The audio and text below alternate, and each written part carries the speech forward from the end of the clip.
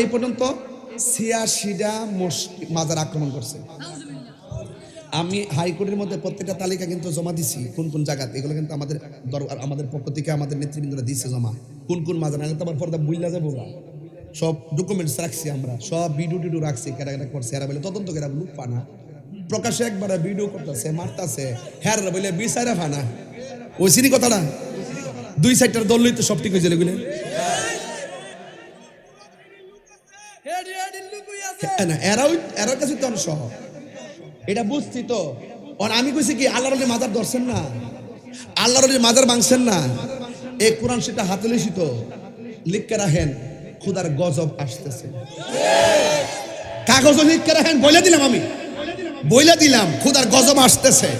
মান আদালি ওলিয়ান ফাকাদ আযানতুহু বিল হারবে, যারা ওলি আল্লাহর বিরুদ্ধে কথা বলবে তাদের উপরে খুদাই অ্যাকশন শুরু হবে। কথা